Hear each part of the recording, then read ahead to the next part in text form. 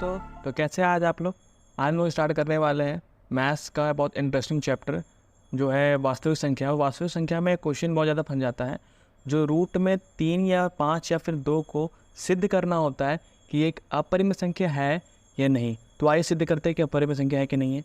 जब भी आपको ऐसा क्वेश्चन है कि अपरिमेय संख्या है कि नहीं, तो हमें क्या मानना है, इसका उल्टा मानना है।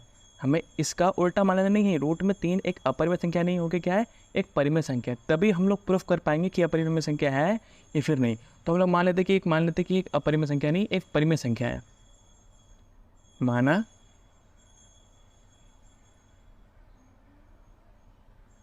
रूट में 3 एक परिमेय संख्या है,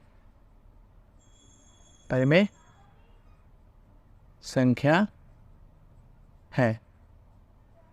अब क्या करना है, जब हमने मान लें कि रूट में 3 एक अपरिमेय संख्या है, तो हम लोग जब मान लें रूट में 3 एक परिमेय संख्या है, हम लोग सारी परिमेय संख्या की प्रॉपर्टी इस रूट 3 को दे देंगे। फॉर एग्जाम्पल, हम लोग परिमेय संख्या का बोल सकते हैं कि परिमेय संख्या का हम लोग P/Q के फॉर्म में लिख सकते हैं। ऑफकोर्स बोल सकते हैं, क्योंकि परिमेय संख्या तो ये होता है जैसे हम लोग Q/P के फॉर्म में लिखा जा सकता है। अब और क्या क्या होता है, तो P और Q जो होती है वो होती है सअभाज्य संख्या, सअभाज्य संख्या। ये सअभाज्य संख्या क्या होती है, हम लोग इसके बारे में आगे डिस्कस करेंगे। और साथ ही साथ जहाँ पे Q नॉट इक्वल टू 0 होता है, ये सारी प्रॉपर्टी होती है परिमेय संख्या की। यानी कि परिमेय संख्या को हम लोग P/Q के फॉर्म में लिख सकते हैं, जहाँ पे P और Q क्या होगा, ये सअभाज्य संख्या होगी। और Q नॉट इक्वल टू 0 हमेशा होगा। जहाँ पे Q नॉट इक्वल टू 0 होगा, 0 हो गया तो ये अपरिभाषित हो जाएगा, फिर ये परिमेय संख्या नहीं कहलाएगा। तो हमने बोला कि रूट में 3 जो है एक परिमेय संख्या है, जहाँ पे P और Q एक सअभाज्य संख्या होगा और Q नॉट इक्वल टू 0 इसे P/Q में लिखा जाएगा। आगे बढ़ते हैं, आगे हम लोग का है। अब देखिए, जब हम लोग बोल रहे हैं कि ये एक अपरिमेय संख्या है, तो हम लोग बोलेंगे कि रूट में नहीं रहना चाहिए, इसे रूट से निकाल दो। तो रूट से निकालने के लिए हम लोग क्या करेंगे, इसका स्क्वायर कर देंगे तो रूट से निकल जाएगा। तो स्क्वायर सिर्फ इसी साइड नहीं, हम लोग स्क्वायर दोनों साइड ही करना पड़ेगा, यहाँ पे भी और यहाँ पे भी। आइए स्क्वायर कर लेते हैं, दोनों पक्षों में वर्ग करने पर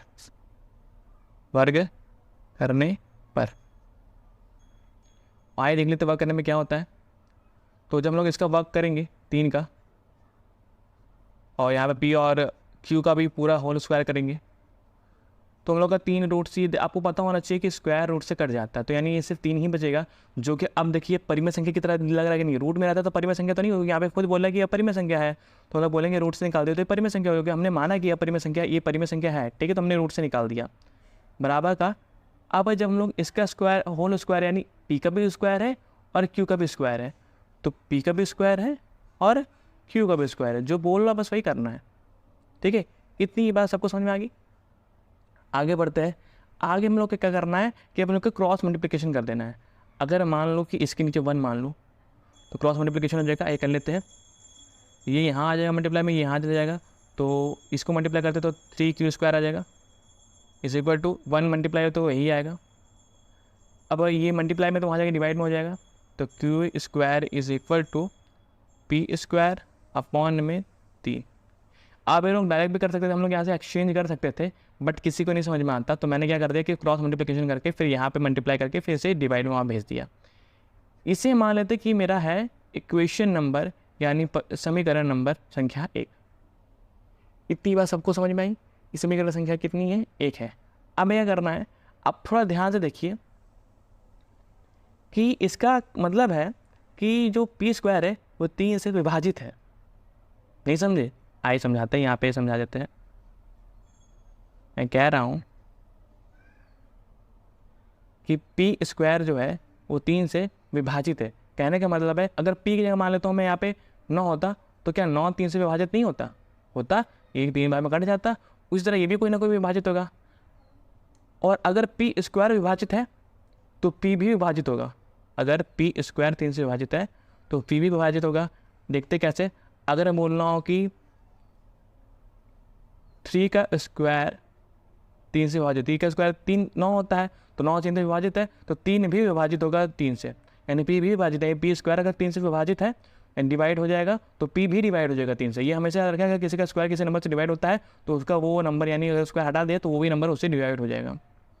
आइए देखते कितना आंसर आता है। मैं बोल सकता हूँ कि पी स्क्वायर 3 से विभाजित है तो पी भी 3 से विभाजित होगा।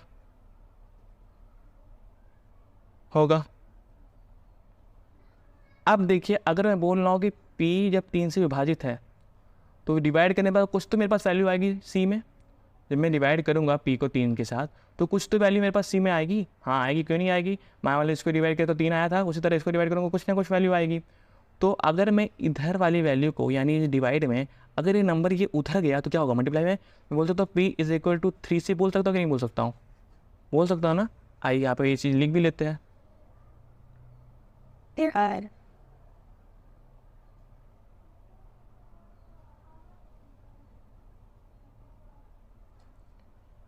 P is equal to 3C।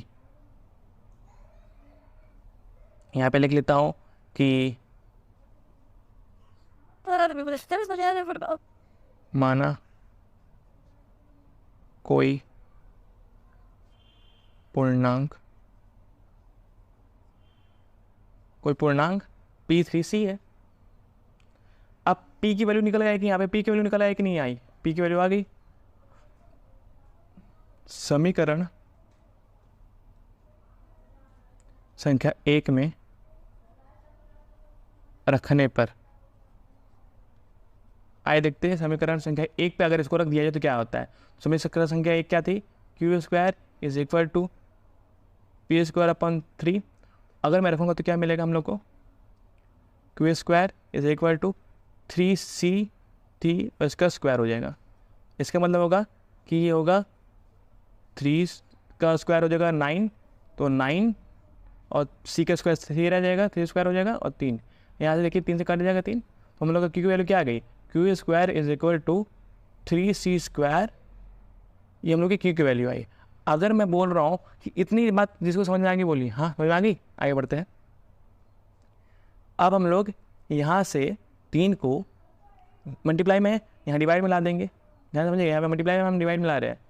Q square upon में 3 is equal to 3C square. अब यहाँ मैं बोल रहा हूँ वही सिचुएशन वापस से आ गई। अब पहले यहाँ पे पी स्क्वायर को डिवाइड कर रहा था 3, अब क्यू स्क्वायर को डिवाइड कर रहा है 3। मैं बोल सकता हूँ कि जब क्यू स्क्वायर को 3 डिवाइड कर रहा है तो क्यू को भी करेगा। वही चीज़ है जो यहाँ पे मैंने लिखा है, जो चीज़ मैंने यहाँ पे लिखा है वही चीज़ लिखना है, बस यहाँ पे क्यू लगाना है।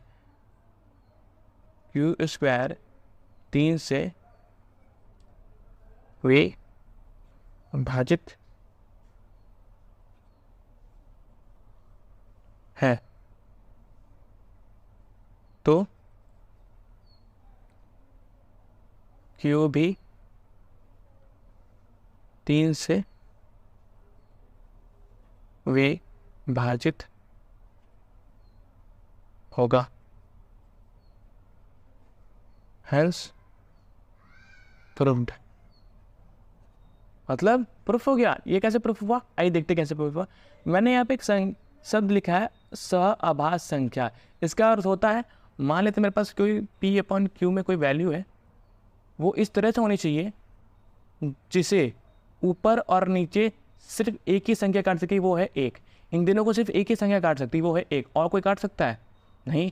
और कोई इसको अगर 2 काट रहा है तो इसको भी 2 काटना चाहिए, तो 2 इसका काटेगा नहीं। अगर इसे 3 काट रहा है तो इसे भी 3, तो ऐसा कोई संख्या है नहीं, वो सिर्फ एक ही है जो इन दोनों को काट सकता है।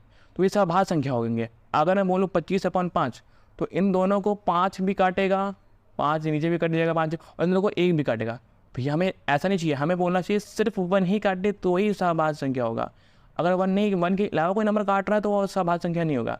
अब यहाँ देखिए, एक बार P को 3 काट रहा है, एक बार P को 3 काट रहा है, और यहाँ पे एक बार Q को 3 काट रहा है। यानी एक बार P को भी 3 काट रहा है और Q, यानी अगर लिखो P को भी 3 काट रहा है और Q, दोनों को ही 3 काट रहा है। मैंने क्या बोला, सिर्फ एक ही काटना चाहिए, वो एक के साथ साथ 3 भी क्यों काट रहा है, नहीं काटना चाहिए, तो यानी सहआभास संख्या नहीं है। ये जो संख्या है पी अपॉन क्यू के रूप में जो रूट में 3 को लिखा गया है, ये एक सहभाज्य संख्या नहीं है। अगर ये सहभाज्य संख्या नहीं है तो ये एक अपरिमेय संख्या है, क्योंकि सहभाज्य संख्या से परिमेय संख्या होता है, और सहभाज्य संख्या नहीं हुआ क्योंकि यहाँ पे एक बार पी को 3 काट रहा है और यहाँ पे एक बार क्यू स्क्वायर को भी 3 काट रहा है, तो दोनों को ये 3 काट दे रहा है, और हमें 3 नहीं कटवाना था, हमें सिर्फ 1 से कटवाना था, तो 1 से तो नहीं कटा, तो ये सहभाज्य संख्या नहीं है। ये सहभाज्य संख्या किस में आता है? परिमेय संख्या में आता है। ये सहभाज्य संख्या नहीं हो तो क्या हुआ? ये परिमेय संख्या हो गया। यहाँ से प्रूव्ड हो गया और हैंस प्रूव्ड। बस इतना ही था। जिसको नहीं समझ में आया वो मुझे कमेंट सेक्शन में पूछ सकता है, मैं वापस से बताने के लिए तैयार। Bye bye.